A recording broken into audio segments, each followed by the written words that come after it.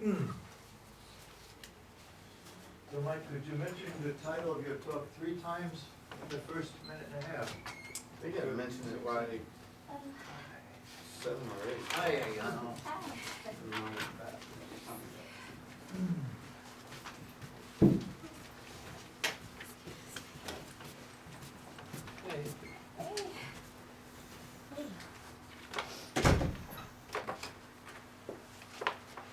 Oh, you What had about Dave?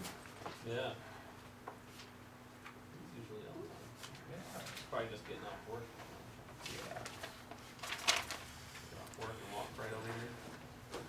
Heavy duty work, maybe, right? So we had 3 extremely good selections for our first 3 talks, but even so, all excellent so. But as far as topic selection goes, I think everyone has to agree that Sam was ahead of everybody else. Well,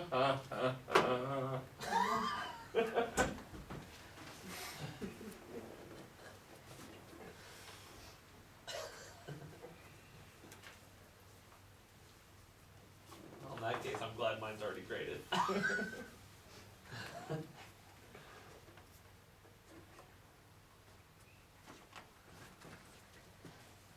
Were you here for Sam's talk? Yeah.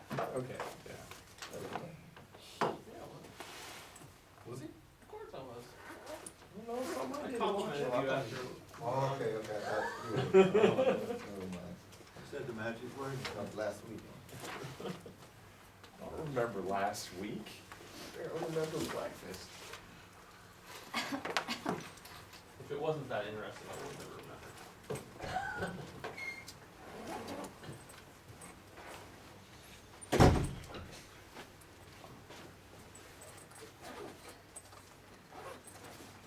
Mike, where are you from? San Antonio. San Antonio? Okay. Kinda got a little twang, like a little bit of Louisiana. Yeah, it depends on the day. A lot of people think I'm from the Northeast. Yeah. Yeah, I can see that.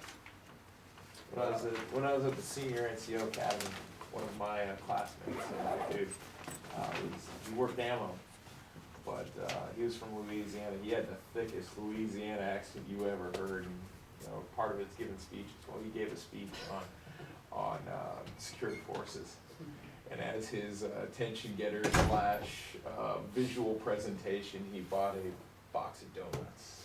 And you just can't forget after that. And I can just see you rolling. Here's a box of donuts. I tell everybody I'm a security guy by trade, so I prefer Pop-Tarts. Gotcha. That's what I got told when I came in. We're security, we don't eat donuts. We We eat Ribbits. Pop-Tarts. I'm like, alright. So I guess I'm supposed to eat Pop-Tart. I've never really been a big cake, donut type fan. I don't like sweet stuff. Sweet is not good. Like birthdays, my wife's like, what type of cake you want? I said, I don't know Tell you what what, type though, you can eat. I will have a But I won't- cheeseburger dessert though. That's good. Mike, any media stuff? No, sir. Got it.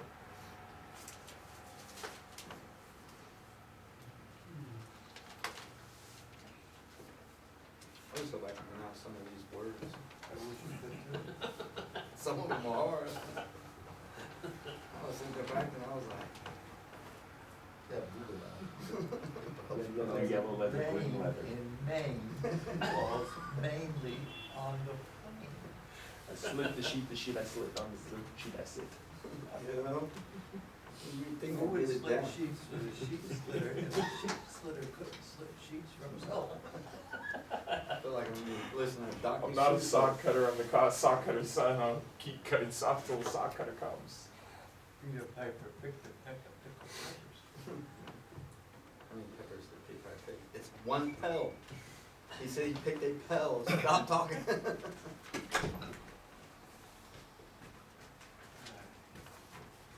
You guys are a little uptight in here, but I think it was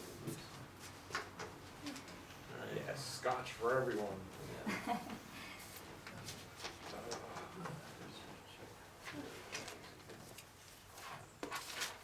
got the whole house to myself for a week. Nice. Now we just get rid of dang dogs. There are ways. There are. That don't involve the wife killing when she is bad. Hi, David. David accounts. I'd like to say, everybody appreciate the punctuality.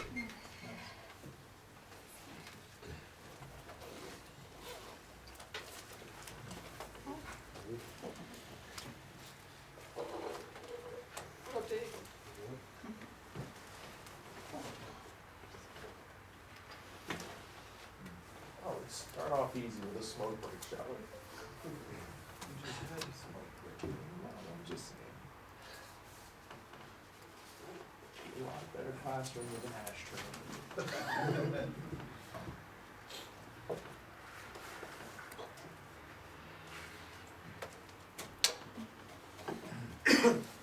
You watch the old World War II submarine movies, everybody's. In a submarine. You got that air filter, filters the smoke this way and back around this way. Turn that thing into a hothouse right there. They pop up for air, signal, you know, we're here. I could be on the Beatles' yellow submarine. That probably would be more fun smoking there. So 2 minutes. Mood changes. I just realized why the chief is here early today, it's spring break.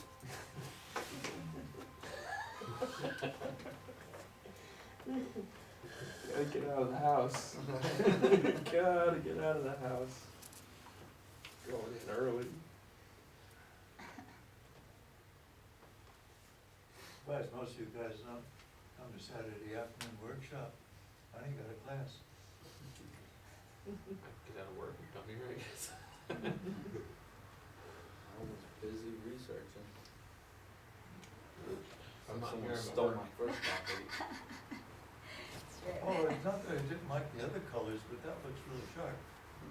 Really? Okay. Today, I think anyway. Yeah, it's different. So we had that conversation earlier. A friend of ours brought up that, you know what, the hair matches the shirt this time. Well coordinated. Well, we just got the wrong shirt the other day. Yeah, it's quite sense. Honestly. Well, sure. Yes. Yeah. I got my degree, Where I did got you get a cut like that? Now, outside the gate? oh, cut? No, I got a Navy guy over here in the dorms. My, I don't know. Yeah, you know? Yeah. Oh. She's just a very Um, pretty. So yeah, I just go over there and it's good. He's gonna open up his own barber shop when he gets out, he says, so. Can't blame him. Well, lady and gentleman.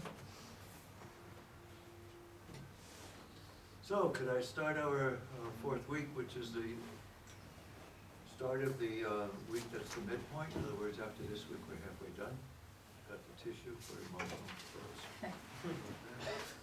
So the agenda for today, just to announce it and go over these things. First, we're going to have a fantastically interesting talk, I think anyway, by Sergeant Mike.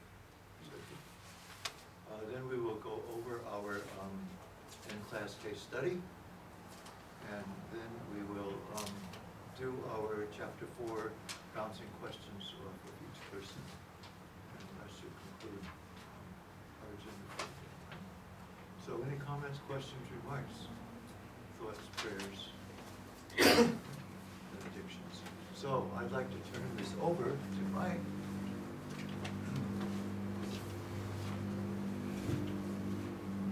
Sir.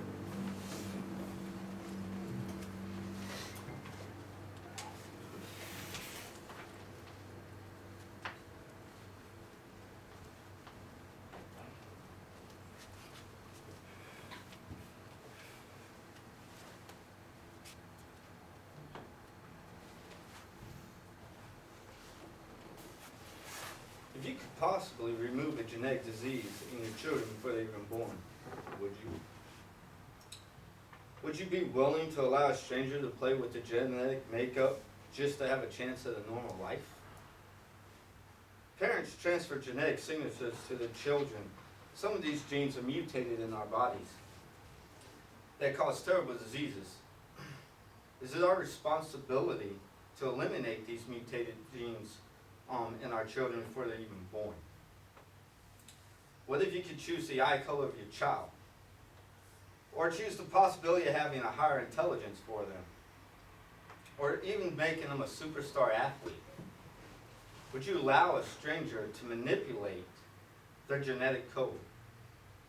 Is it right for us to do this? These questions I will try to answer for us today. As I explain my topic, the CRISPR-Cas9 system, which stands for Clustered, Regular, Interspaced, Short, Palindromic Repeats. There are two areas I will address: the potential for good or harm with the CRISPR-Cas9 system and what it can do for society as a whole. Let us begin with the pros. Now, before I talk about the pros, I want to ensure you understand what the CRISPR-Cas9 system is, which is my point of discussion today. The CRISPR-Cas9 system is a technology which enables geneticists and medical researchers the ability to edit parts of the genome by removing, adding, or altering sections of the DNA sequence.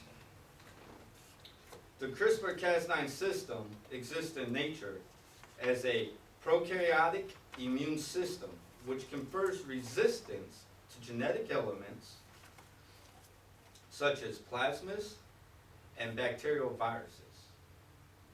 Now, I could assume everyone in this room knows what I'm talking about, but I'm not going to make that assumption today.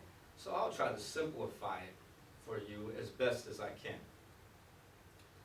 Basically, this system allows an individual to modify a strand of genetic code, which makes up our bodies and the bodies of every organism on this planet, to target a specific genetic code or material.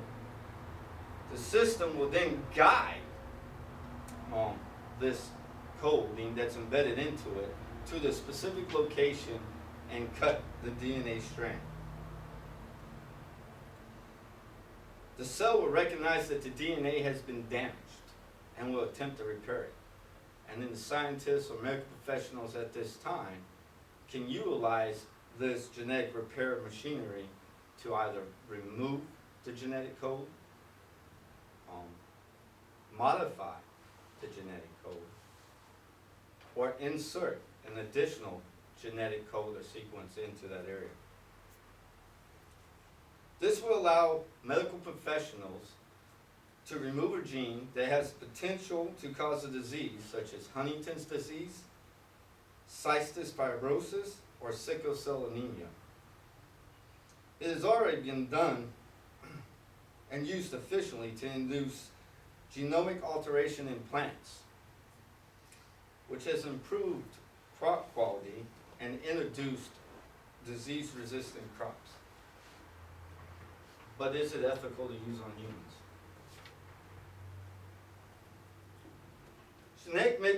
Genetic manipulation has already been used on non-reproductive cells. But what about the germline or reproductive cells? Until last year, most countries made it illegal to modify embryos. But on 1 February 2016, Britain gave approval to scientists to conduct gene editing experiments on human embryos. These modified embryos were required to be destroyed after 7 days. Paul Nurse of London's Francis Crick Institute stated, "The research will enhance our understanding of in vitro fertilization success rates by looking at the various earliest stages of human development," cited from bigstory.ap.org. In 2015, British lawmakers voted to allow scientists to create babies from DNA of 3 mothers to prevent their children from inheriting potentially fatal diseases. In doing this, Britain became the first country to allow modified embryos to be transferred into women. Was this ethical? Under the Acutarian rule, yes, it is ethically right for mothers and scientists to do this. The mothers already had a genetic disease which had a high chance of being passed on to their children if they did not modify the embryos. In doing so, they are giving their children a chance at avoiding these diseases. What about in general for society? Is it ethical? Once again, yes. Under the utilitarian principle, the value of eliminating diseases from society and reducing medical expenses across the world far exceeds the value of not doing it. Plus, who's to say it won't give happiness to thousands of people who suffer every day? In the risk aversion principle of modifying genes in existing patients with diseases such as cancer or HIV, once again, the answer is yes. The risk of doing it far exceeds the risk of not doing it. I don't think I said that right. So the risk of not doing it, all right, or the risk of doing it is less likely to cause harm of greater significance than not doing it. The risk, since most of these diseases have proven to be fatal. Now that we have talked about the pros of the CRISPR-Cas9, what about the cons? Well, CRISPR-Cas9 is in its experimental stages of gene manipulation. Scientists are unsure what the far-reaching consequences are with modifying germlines. Any changes to the germlines will be passed from generation to generation. The Catholic Church has argued that manipulating embryos amounts to playing God. Marcy Donvowski, Executive Director of the Center for Genetics and Society, which is a non-profit advocacy group in the U.S., warned that tampering with human genetics carries a dire safety and society risk. She further stated, "Now is the time to ensure that gene editing is not used to create GM babies, and that we stay off of high-tech roads to new forms of inequality and consumer-driven forms of eugenics." Another issue with the CRISPR-Cas9 system is that it can be utilized to modify known viruses to create a supervirus resistant to current medication or spread diseases in a way not normally done. A virus was engineered from CRISPR components into mice, with the animals simply breathing in the virus. This caused their lungs to mutate, which gave rise to a model for human lung cancer. But any mistake that would have been made could have caused cancer in humans at the same time. Cited from bioethics.georgetown.edu, genome editing, CRISPR-Cas9 biomedical and ethical consideration. But further implications, what if it was utilized to modify a new type of biological weapon? United States Director of National Intelligence, James Clapper, said genome editing is a weapon of mass destruction. It also has social implications. Let's go there. James Clapper further stated, research in genome editing conducted by countries with different regulatory or ethics standards than those of Western countries probably increase the risk of the creation of potentially harmful biological agents or products.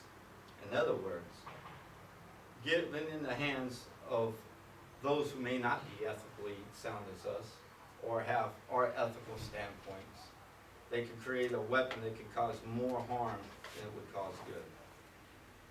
It also has social implications. It could widen the gap between the wealthy and the rest of us. The wealthy would be able to afford these manipulations to their children, giving further social advantages to them over others. Under the risk aversion principle, this process is not ethical. The risk is too high for the reward. We do not understand what the implications on future generations are. We may inadvertently cause the extinction of our species.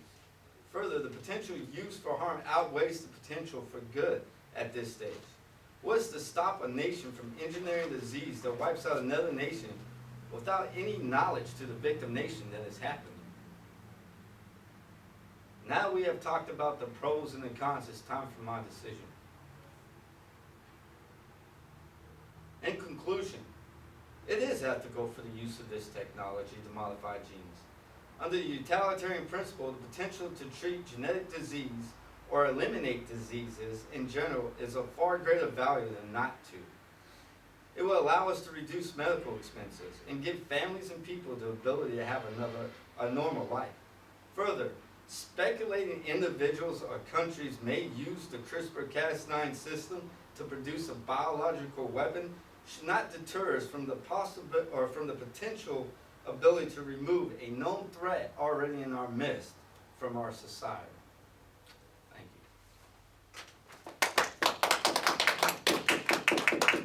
Question? Outstanding. A couple of points from the side corner here. One, I worried because your classroom speaking voice sometimes leaves a level at the end that don't always. But when you're up front of that room, you know exactly how to talk. Fantastic delivery, pronunciation, enunciation, pause for effect. And he's been in front of the podium many times, as testified by his 6 stripes, and he knows what to do when he's up there. Very effective speaking, spoke slowly with strong delivery, excellent research, really grounded all out, high level topic. Before Mike spoke, the bar was this high, the bar remains this high. 4 fantastic talks without failures out of 4. So my congratulations, sir. I'm sure there are going to be excellent questions coming. I'm going to go for the first one then. I heard of this topic in the room down the hall when I sat in on Mark Drainier's Biology 101 class. And he described it from his research point of view as to what is capable of being done is you can make a strand of DNA poison that will effectively kill a person. And you can attach another strand of DNA known as the recognizer. So that this double strand of recognizer plus poison will only attach to a DNA of a person that the recognizer recognizes. In other words, you can target. And it's harmless to the rest of the human beings. So you can target it to anything that has a particular DNA signature, meaning certain races, nationalities, or perhaps even certain individuals. It can perhaps be used for individual assassination as well as genocide. These are the reasons that the government individual, as Mike said, labeled it as a weapon of mass destruction, because it can wipe out targeted individuals or groups, leaving the rest of society harmless. So I wanted to bring that out as an excellent danger. I really like the way that Mike went through the pros, to the point of where I wrote down, yeah, pros, but what about the cons? And then he said just the cons, and he gave such excellent arguments for the cons as well, that I didn't know which way to go. In fact, I was leaning towards the cons, but then he made a decision, as he's got to. Came down to the pro. So excellent, conforming to what we wanted out of the talk. So now, so let's go once again. Comments? Anything?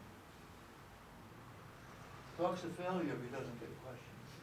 Well, wouldn't it eventually be if all the children could be genetically coded to be like the best, like geniuses, superstar athletes, wouldn't that eventually make it to where it would weed out all of everything else to where that's just the standard? Right? And then what happens from there? Like that's what I'm thinking. Like That's the thing with it, we don't know. yeah. I mean, you can go in with this product, and I'll add that it only costs $60 Now to we're get back the to material. normal speaking. So, alright, so they don't know, because you manipulate a gene now in the germline, what's to happen 3 generations down? That gene that they may think is mutated or whatever, may be the binding life force to society. That's true. They're not 100% sure of what the implication. So your child may come out as a superstar, and then they have a child, and they come out with all sorts of issues, becomes mutations affected. Exactly. But in the interim, another angle of what Paul is saying is everybody's gonna look the same. We're not gonna have viva difference anymore. Everybody's going to be germ-free, perfect super athletes. So there's gonna be no such thing as an average, because everybody is above average. Which becomes the new average. Which becomes the new average, Yeah. it becomes flat. I So think- you don't have any competition left. Yeah, everybody's Michael Jordan. I think at that time, that's when they'll start enhancing different genetic manipulations so you can increase Okay, overgrowth. now we're getting into the I thinks again, But- so, So, yeah. I mean, We don't know. the potential they believe with this is unlimited. So I don't know if you could raise a bar to a certain, and that's it. I mean, eventually you gotta end somewhere, but nobody knows. And the question remains, that even if we legislate against the continuance of this, are we going to stop the scientists from continuing it? No. No, you're not. It has its own life, its own impetus, its own energy. So yeah, you can try to control it, you can even try to stop it. But short of going into everybody's lab and watching what they're doing, then it's going to happen by itself. So it's sort of like my current viewpoint on global warming, where I used to spend all my energy trying to stop it. Now I'm thinking of trying to find better ways to have survival with it. In other words, I think maybe that battle's already been lost. Just try to have adaptability to the fact that we do have global warming. And we may just have to adapt to this if we're unable to change it. Just adapt to its existence. All of the children will be above average, which is nice. Well, the implications are even a little bit bigger than that. So as the human race grows and as our population increases on this planet, this gives us the opportunity to adjust our physiology to live on other planets, to live with lower gravity, to live with a different, Very good point, yeah. different gas, oxygen breathing levels. So Would they be this could. human? No, that's the Would question. we, Would they be would, human? that's an excellent question. Would we still be human? Would it matter? Does it matter? It's just a You could label, be right? genetically coded to breathe underwater then probably too. Well, there's a lot of genetic coding, but. Well, I mean, if you can be, Yeah. be a You super wanna be genius. Aquaman, don't you? Very No, much he be- has the worst superhero powers ever. Okay, so what about this targeted assassination and genocide? Does that raise national security questions? I mean, sure, we try to control nuclear weapons because they're weapons of mass destruction. This seems to be equally powerful as a weapon of mass destruction, which might mean that we should get moving on some equally powerful restrictive measures. Well, that's the This might be question a that was lot harder added to to restrict. 2016 to the weapons of mass destruction. It's on the list, it's officially a weapon of mass destruction. But you said before, how do you go to everybody's lab individually? Well, yeah, how do you go to everybody's centrifuge individually for making atomic weapons? Well, that part of atomic weapons, the question is a lot simpler because uranium is a fairly rare element. Plutonium's not. Plutonium isn't, but it's fairly dangerous to work with too. I mean, die pretty quickly working with plutonium. Yeah, just like So- just like the proliferation of nuclear weapons, we can slow it, we can resist it, but it has its own energy. So where do you think that we're gonna be in 200 years? Just still with 12 nations with nuclear weapons, or I think 0 the- nations left? I think the targeted poison though would actually be a little better because then we wouldn't have unnecessary casualties too. Those very, very good applications for use of war in this. Yeah. I mean, some very area. BRCA1 breast cancer gene, who's to say there isn't a terrorist gene? Yeah, but, it's gonna be an undeclared war. It's over before you know about it. But the one thing about this system that's so scary is how cheap and effective it actually is proving compared to others. Like I said, I didn't put it in my speech, but doing some research, it only costs $60 to get the materials and make this modification. There's already genetic modification going on. This is just fast, quick, and easier to do. And the difference is, right now, why I said we still know, is that it still has a high range of failure rate. So it still has a 1 to 25% chance the last I looked at, it'll target the wrong gene. So even if you're going That's into, not good. you know, but this is in the early stages, this is still far better than the others that are out there. So even in the early stages, it's more effective than what they're currently doing. You definitely did your research. You're able to go back to research that you didn't include in your talk that you still have as tools for questions and answers. Yeah. And that's what we want to be. That's very good. So any big names in this? Who are the leading biologists or I researchers? didn't find any real big names. It's just a lot of generalization of scientists. I was trying to look for one, but other than Do you think there might be a reason for that? no, other than Paul Nurse, the director, and they mentioned in his team lead once I got written down my notes on her, but she's the one that was given permission to go in there and do the 7-day things with her team for the embryos. It's not specialized. It's graduate level stuff now. I mean, the tools are all there. It's another innovation that Britain's taken. Britain seems to be in the avant-garde of quite a few controversial items, and they're willing to be a first step out on that. They were mentioned by one of the other speakers as being a first. I don't know if it was on the robotic endeavors. Sorry, I missed the. Britain being the first and something. Yeah, No, it wasn't. allowing research.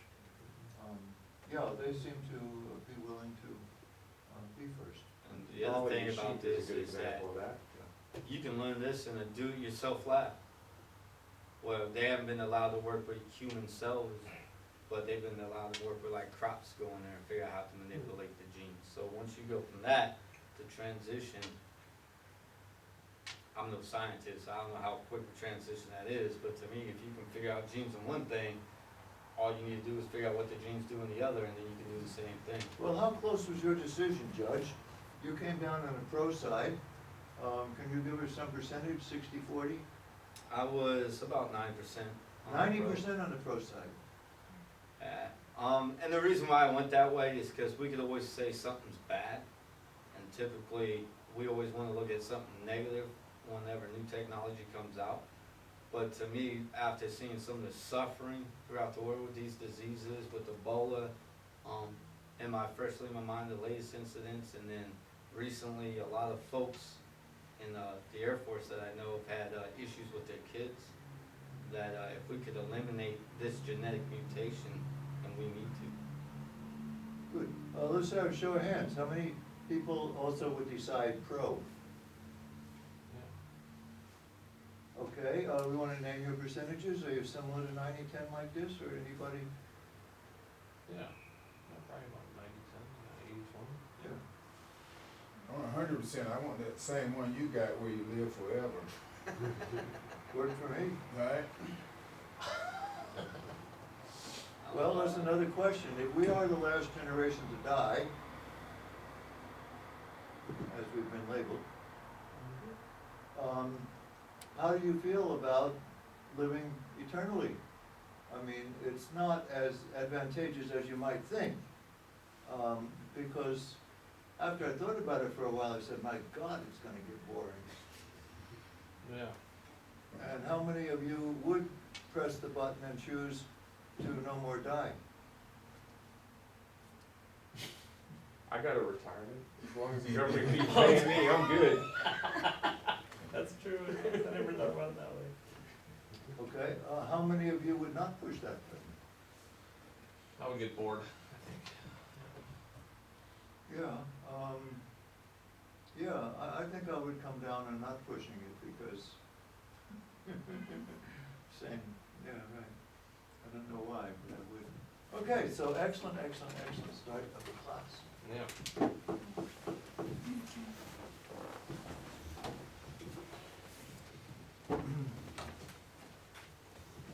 Okay, so now let's go to the salad after the appetizer. And we're going to Therac 25.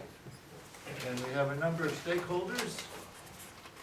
And we have one unique situation in that a major stakeholder we're going to have to handle jointly because I could not get the materials to Sir John in time for him to present a 3 to 5 minute spiel on the company administration, their stakeholder, and of course they're a major player. So we can also all feel free to create one, including myself, either during your talk or afterwards. It'll just come in. So we don't have to save it for an individual to do.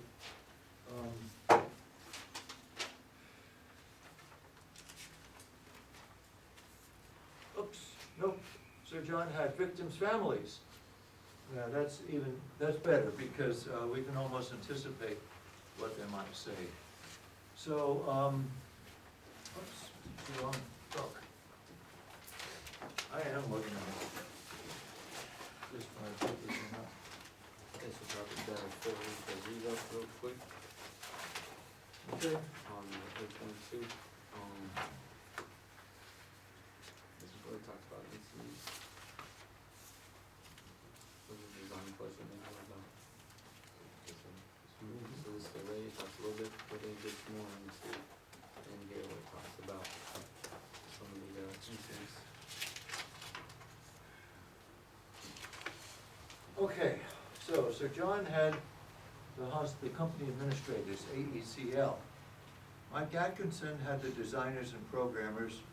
The machine operators, Sam had, and the hospital administrators, David had. And the patients, Bernd and benefited Ayano. Steph had the doctors, Paul had the investigators, and my guest had the judicial system and the governments. I'm going to see if I can get any hierarchy here that would help us out. Give us the most overall understanding first. I don't know. I think if we start with the patients, we'll have a good lead in there. Can you Okay. tell us about the patients stakeholders? Yes. Oh, before that, I have bad voice today, so sorry about inconvenience to hear. Okay, my stakeholder is patients, and in this situation, patients were victim and were in the weakest position. They were related to the deepest to this issue, but we can also say that they were more passive than active like other stakeholders were. So basically they didn't have ethical decision to make, but I'm going to present what they could have done in this situation. As we discussed already, Therac 25 is the machine offering radiation therapy for cancer. As you know, cancer is one of fatal diseases, and many doctors and scientists have been seeking for a cure for over a century. The main treatment now are 4 types. The oldest one is surgery, and the second oldest is the one we're discussing now, radiation therapy. Later, chemotherapy developed, and the newest one is immunotherapy. However, still there is no perfect treatment. Therefore, patients have no choice other than relying on those treatments. Especially in the early 80s, the incident happened. Chemotherapy was still new, and the radiation therapy was the major and popular one. Not only this case, we basically rely on doctors or nurses or any other medical specialist about the treatment. Nowadays, the word second opinion, is that normal in Yep, safe so too? it is. Thank you. The word second opinion is well known, and even in Japan, many patients asking to two or more doctors diagnosis. Second opinion concept was developed by American insurance companies in 1980s. From this timeline, we can assume people, especially patients around this 1985, had obeyed a doctor's instruction with less doubt about treatment. Therac 25 went into service in 1983 as an improved version of former ones, Therac 6 and 20. And to 1987, there were 6 patients recorded that they were victims of accident involving the Therac 25, resulting in massive radiation overdose. 4 or 6 died, and other 2 were survived with severe after effects. The first incident was in Marietta, Georgia, at the Cas9 Regional Oncology Center. Kathy Yarbrough, 61, with breast cancer, lay down for her radiation treatment under the Therac 25. Here is an article describing her situation at that time. Ordinarily, this is her comment. Ordinarily, the treatment was very uneventful, she said. You just went in and got it and you left. But on this day, something terrible happened. When they turned on the machine, I felt this tremendous force of heat going into the left side of my body, this red hot sensation. When the technician re-entered the room, Kathy, she was crying and then trembling. You burnt me, Yarbrough told the woman, the technician. But she said, I'm sorry. She recalls the technician said, but that's not possible. It's just not possible. So basically, the technician didn't admit she got that feel. It's not the because of the machine error or something. The Therac had been operated at the center, cancer center, 18,000 times without incident. And she lived, but lost her left breast and the use of her left arm due to the radiation, and also mentioned she would rather die than face another radiation treatment. The first victim, Bowen Ray Cox, 33, was scheduled his 9th treatment with Therac 25. 8 times were fine, but Cox felt as though he'd been hit by a punch harder than any man could throw. And 5 months later, he died. Most patients described radiation therapy as usually a painless process, and therefore they noticed something wrong at those times. So they claimed what else they could do. Well, of course, as I mentioned in Kathy's case, many therapies successfully done without incident while those 6 cases happened. So now, once again, let me summarize the background. At that time, radiation was the most major treatment for cancer, and many people got the beneficial result by the machine, like Therac 25. and there were less questions about treatment from the patient side. Meanwhile, cancer itself has been a fatal disease, and there always be patients wanting to try any possible treatment. It is easy to imagine that patients were willing to have radiation treatment to survive at that time. From this background, we can see how weak the patient's situation were and passive position they had. Therefore, the patient who got negative outcome by Therac 25 had few things could do. Kathy, the first victim, filed suit against AECL and the Oncology Center in November 1985. This is about 3 months after her incident. Other 5 patients' family also appealed against AECC and the clinics. However, they all ended in a settlement out of court. Now we need to think patients in 2 different groups.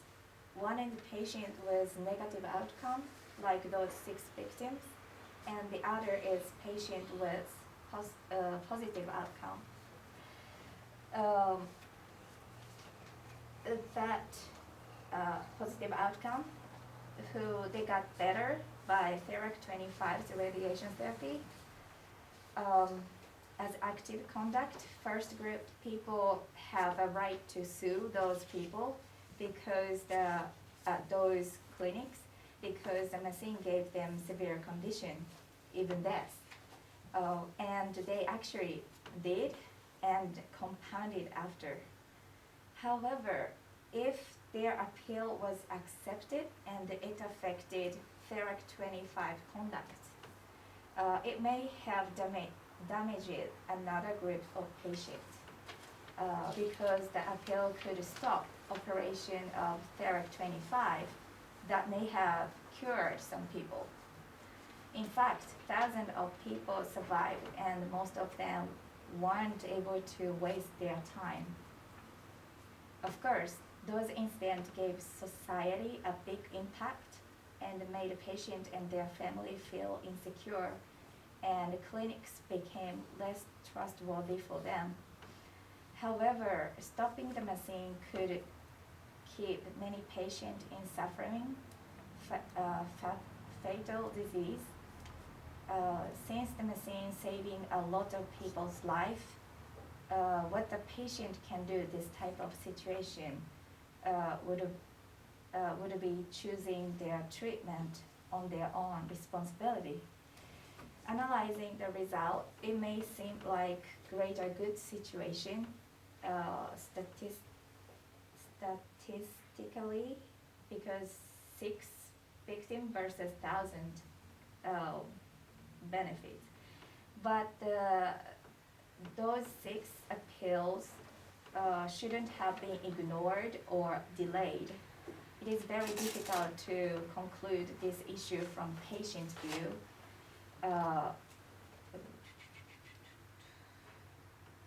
Because they are divided into 2 groups.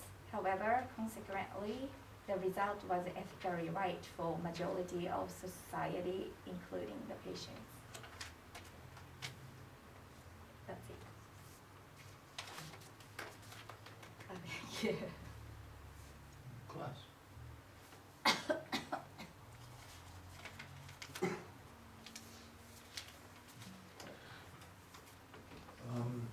I think you and I talked about clock time, Oh, sorry.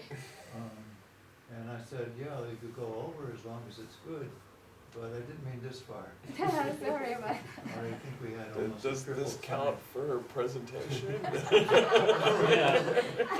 I was thinking 2 presentations. Yeah. Yeah, we do not want this to be an example of time management. It is a 3 to 5 minute talk, Yeah. and some people that means 35. Just, that's not the intent. And some of that minutes that you used was journalistic background information that everyone in the room already knows. So that could have been eliminated. You did, I think, present one very good number there. I think you said for the 6 harmful cases, there were 18,000? Yeah, 18,000, that's the first time I've heard that number. I needed to hear that number. That's a huge number. I think you could have stressed that even stronger as to the number of patients that would have been hurt if they shut the machine down. Because of the 6, I mean, anyone with a calculator can do the math. 18,000 minus 6 is a lot of patients that wouldn't have gotten treatment if they shut the machine down. So I could have used a lot more emphasis on the ethical side of it, because it's an ethics class, as opposed to the background side of it. But in this way, I'm glad you went first, because you did remind everybody the background situation. Well, we've been reminded now. But I just happened to think of an analogy, and that is the polio vaccine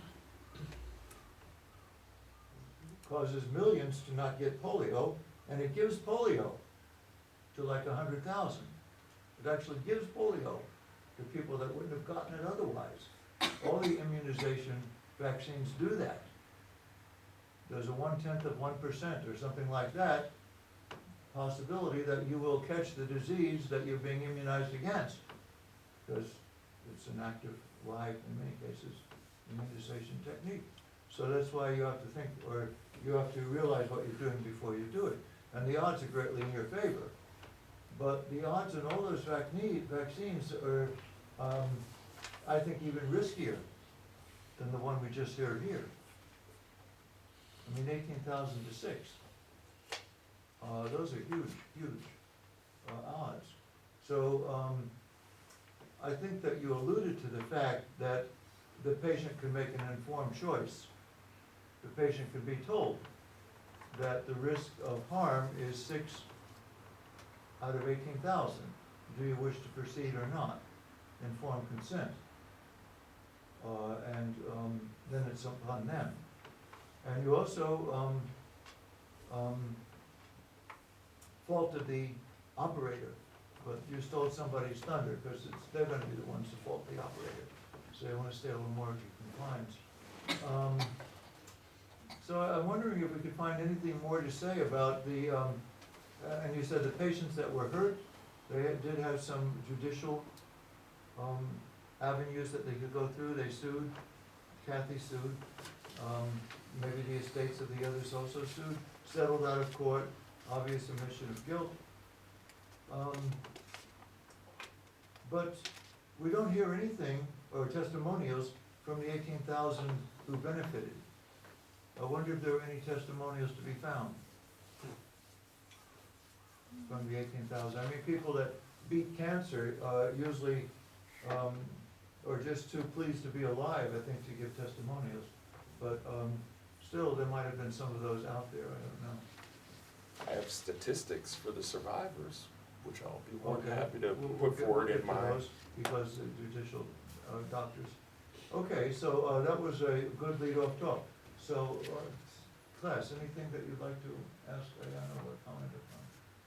I like the fact that you keyed in on, in the 80s and before the 80s, there wasn't, we were talking about informed consent, but 80s and prior, there wasn't a lot of conformed consent. Yeah. I also like the fact that you introduced when the second opinion originated around the same time, and by doctors. That was new information to me also. That came in. Actually, Steph, I think you would be a good follow-on talk, because the doctors do have another ambiguous The situation. doctors. Look what I did there. What's your talk? So, my stakeholder is the doctors. And as we discussed last week, Dr. Ewing thought it might be difficult to find their position, and he was absolutely right. There was almost no net researchable position for what the doctors would think ethically in this situation. So, like, any good student, what I did is I called my mommy for some help on my homework. Okay? Excuse me. And mom got on Google. All right, so my mom, Dr. Rita Middleton, she's been a doctor for 43 years. So she's practiced in 5 different countries, and she owns and operates one of the larger clinics in New Zealand, and she's also on the National Medical Ethics and Review Boards for the country. So I lucked out in this one. I was able to actually interview somebody for their ethical position on this case. And she was more than willing to expound on this for hours and hours. And Your phone bill? Skype, it was free. It's the internet generation. So. Fell asleep a few times, woke up. Yeah. So what I was able to drill down on for our 3 to 5 minute talk is that. Would you repeat that, what you just said? What I was able to drill down on for our 3 to 5 minute talk. Okay. I don't know, that was a question. Where was I? Sorry. What'd you able to drill down on? Yeah. Okay, so she can absolutely, she did not remember this case specifically, but there were quite a few cases like this in history. And she was able to drill down pretty quickly on what would seem like a very difficult ethical decision in the eyes of the public. However, she said, what you've got to understand for doctors is that we make that decision every single day. Anytime we prescribe a medicine, anytime we prescribe any kind of treatment, there is a risk of adverse reaction that can cause death. Those are the realities that doctors deal with and patients deal with. Anytime you go for a major treatment, cancer, for chemotherapy or radiation or surgery, there is a very high chance of death. And the other thing to remember about when we're dealing with cancer, and specifically radiation treatment has always been a doctor's last course of action for a treatment. Why? Because radiation treatment causes cancer. There's quite a few cases where people go in for a mild radiation treatment and a few years later develop thyroid cancer. The thyroid is very, very sensitive to radiation. So prescribing this sort of treatment is one of the doctor's last recourses. So in these situations, in the mid-'80s, when they're prescribing radiation treatments to patients, when doctors are prescribing this treatment, they are most likely looking at this as a last chance scenario for their patient. These type of patients have a very high mortality rate. There is not a good survivability rate for this. So I did some more digging and I came up with an article in the Journal of Medicine, Imaging and Radiation Oncology, and it gave some stats to this. So it was pulled from numbers from 1988 and it was published in a study in the 90s. And the 5-year survival rate for radiation treatment was only 62%. And that was mild radiation treatment. The 5-year survival rate for high dosage radiation treatment was only 3%, with a mean survival rate of 5.2 months. So at the time, patients being prescribed radiation treatment, their chances are they weren't going to live very long anyways. Okay, so combining that with what my mother says about them doing this every single day, she came up with really easily, the way she stated it to me was a risk-benefit analysis, which equates, of course, to our act utilitarianism. Making that decision every single time you have a treatment, whether it be for radiation treatment or anything else. What is it going to do to my patients? What are my patients' chances of survival without it? What are my patients' chances of survival with it? What's the chance that they're going to have an adverse reaction and die? So it's very act utilitarianism. Even though the Hippocratic Oath, which doctors swear, I swear to do no harm, seems deontological, In practice, it is very much utilitarianism. And that brought her to another point. And Yayo brought it up too. Yayo, excuse me, brought it up too. In the 80s and 70s and before, doctors had a very patriarchal view of what their job was. They did not let patients make the decision. They were the experts, and my mother came out and said it. It was more like playing God. They made choices for patients. Patients were not very well informed. So, this incident and others, she said, actually changed the way medicine works.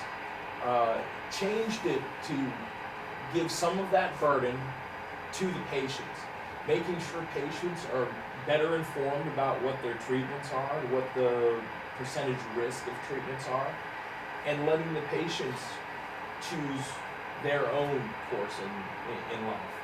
Is this for me? What's my quality of life going to be afterwards? So it really changed the ethical decision from being on the doctors to being on the patients and giving them more choice of the course that they want to go. And that is about it. So. Class. Okay, I've got first usual compliments. Great job. And you took something that was going to be a weak topic and you turned it into a strong topic, which is typical Steph. Very well. And I think that you hit the nail on the head when you said that all medicine is just like that. It all has a certain amount of risk. And that we just generally overlook that. And perhaps we don't. And you also emphasize that the patriarchal nature of it has been evolving also. I'd like to counterpoint that this case is slightly different in the case that from your citation, the doctor passes on to the patient a certain odds, if you will, and allows the patient to make the choice. But what we have here is a bogus odds. In other words, what the machine was advertised as odds was not the actual odds. Right. So let's add those odds in there, just doing quick math with... No, even without the math, it's a matter of principle. Because the ethics is a matter of principle. It is, but it's statistically insignificant. Statistically insignificant, but in an ethics course, it's overwhelmingly significant. Because what we have here is, we do have to pass judgment, we don't have to, but we will, on a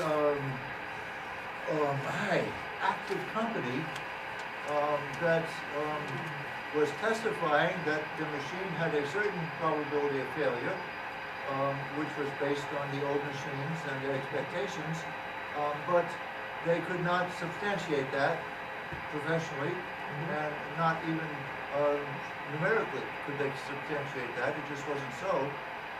So it was a question of the doctor being cheated here, because the doctor was passing on to the patient a certain probability of success, which was passed on to him by the company, which was falsified.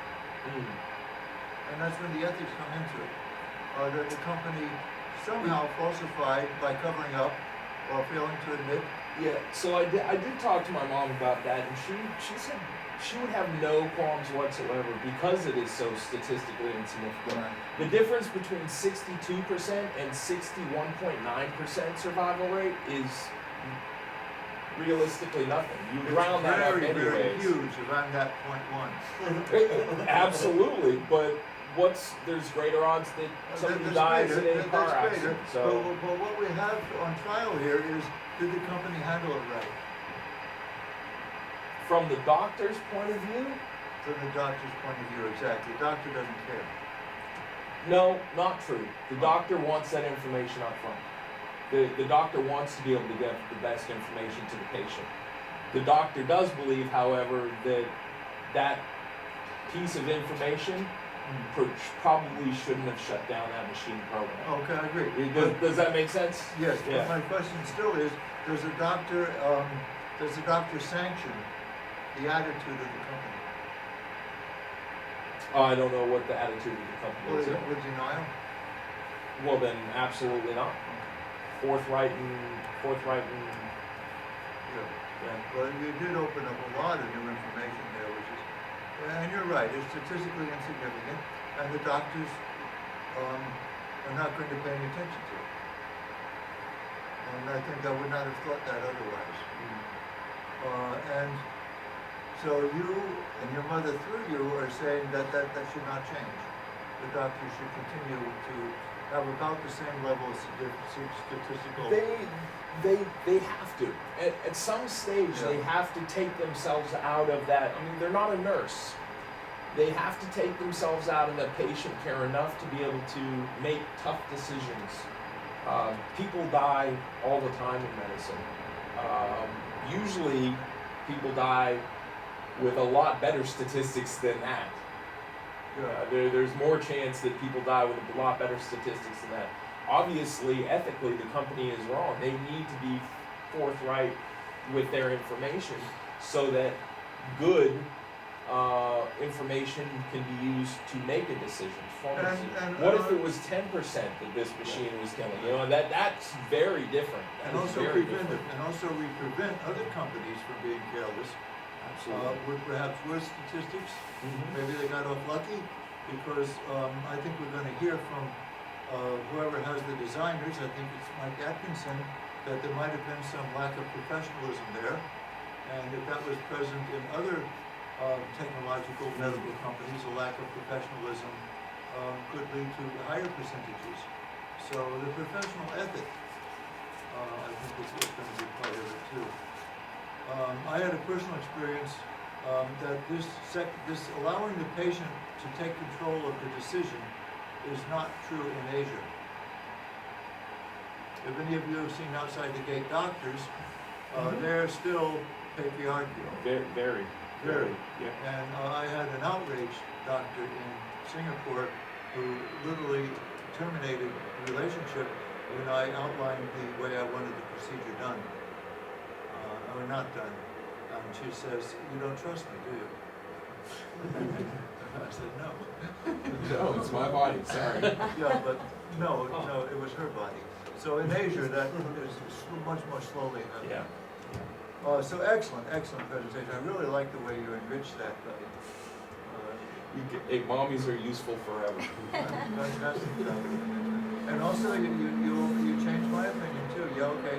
I've got a lot less objection to what happened. A lot less. Okay, volunteer for our. I got something to say about. Go, sir. Well, what comes to my mind on the patients and with the doctors is, maybe some of you have had operation before, but even as something as receiving the shot to put you under, you sign a piece of paper that states all the risks and the percentages of what this might do to you. Right. So you have a choice to sign that paper. If you don't sign the paper, you don't get the medicine, or you don't get the shot, you don't get put under. Right.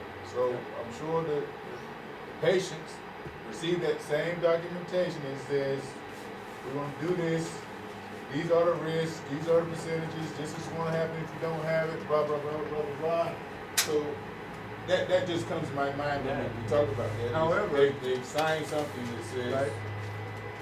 However, the information on that piece of paper might not be quite right. However, it might not be right, but I'm saying everyone has signed something that lay out the risks and the possibilities that this might not help you. That's not the point. Many anesthesiologists are successfully sued because of what happens after the signature, because they are guilty of professional negligence. They didn't do something right, so they're still liable. Even though you do not sign away your right to have them have professional competence. You sign away the known risks. And these machine operators, in this case, could have been the same as the anesthesiologists if they had some professional negligence. I think that's true, but not not releasing. Yeah, I'm not saying the reason, I'm just saying it comes to mind that, you know, you do go into an operation,